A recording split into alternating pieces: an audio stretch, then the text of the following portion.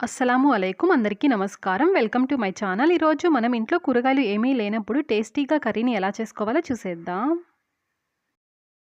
ఈ కర్రీని నేను కాస్త డిఫరెంట్‌గా చేశాను. టేస్ట్ సూపర్‌గా ఉంటుంది. వీడియోని స్కిప్ చేయకుండా ఎండ్ వరకు చూడండి. ఈ కర్రీని తయారు చేయడానికి ముందుగా పచ్చిశనగపప్పుని నానబెట్టుకోవాలి. పావు కప్పు పచ్చిశనగపప్పుని 4 లేదా 5 గంటల పాటు నానబెట్టుకోవాలి. నానబెట్టుకున్న తరువాత నేనిక్కడ చూపిస్తున్నాను. స్పూన్‌తో వేసుకునే వాళ్ళైతే 4 లేదా 5 టేబుల్ స్పూన్ల పచ్చిశనగపప్పుని తీసుకోండి.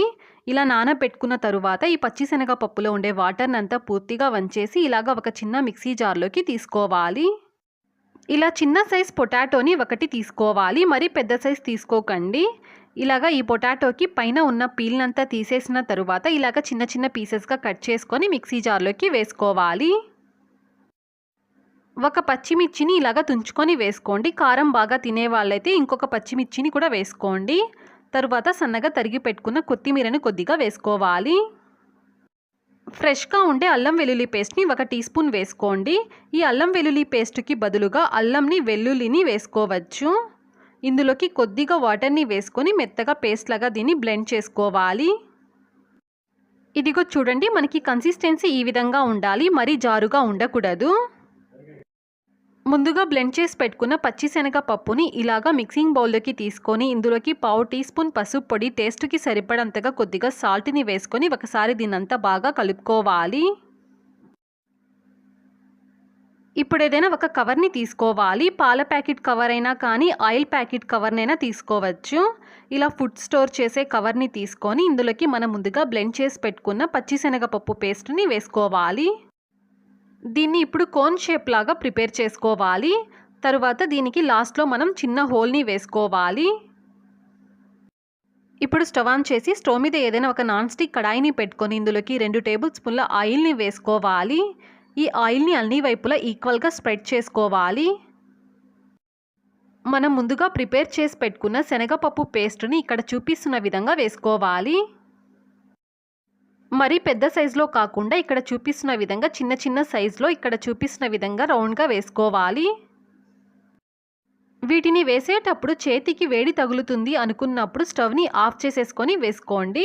ఇలా మొత్తం వేసేసిన తరువాత స్టవ్ని ఆన్ చేసుకోవచ్చు. మంటని లో ఫ్లేమ్లో పెట్టుకొని వీటిని ఫ్రై చేసుకోవాలి. ఇవి చాలా త్వరగా ఫ్రై అవుతాయి. 2 నుంచి 3 నిమిషాల పాటు ఫ్రై చేసుకుంటే సరిపోతుంది. ఇప్పుడు చూడండి, ఇక్కడ మనకి వీటి కలర్ కూడా కాస్త చేంజ్ అయింది. ఇలా ఫ్రై చేసుకున్న వాటిని వేరే ప్లేట్లోకి తీసుకోవాలి. ఇదే విధంగా మిగతా వాటిని కూడా ఫ్రై చేసుకోవాలి. ఇప్పుడు ఇదే కడాయిలోకి 3 టేబుల్ స్పూన్ల ఆయిల్ని వేసుకోవాలి. ఆయిల్ కాస్త హీట్ అయిన తరువాత 1/2 టీ స్పూన్ జీలకర్ర వేసుకోవాలి.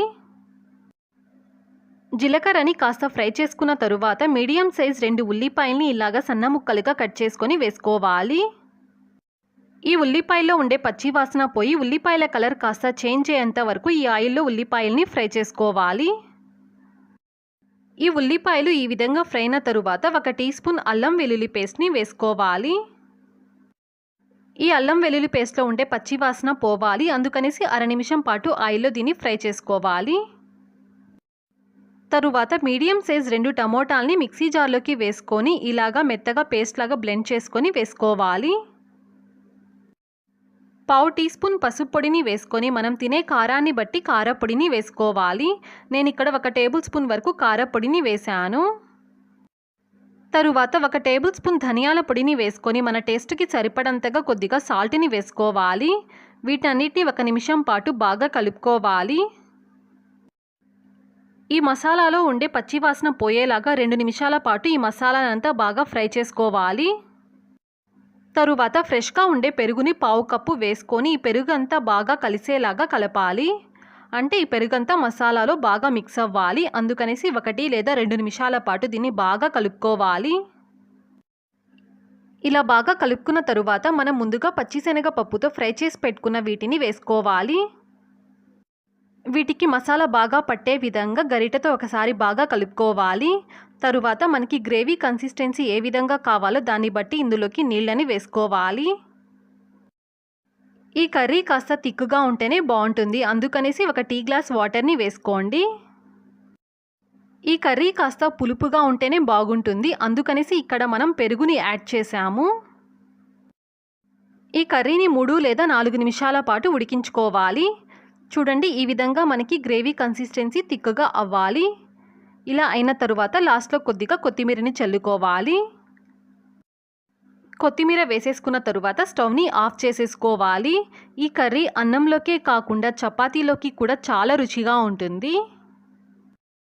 మీరు కూడా ఈ ప్రాసెస్‌లో ఒకసారి ఈ కర్రీని ట్రై చేసి చూడండి, ఖచ్చితంగా నచ్చుతుంది.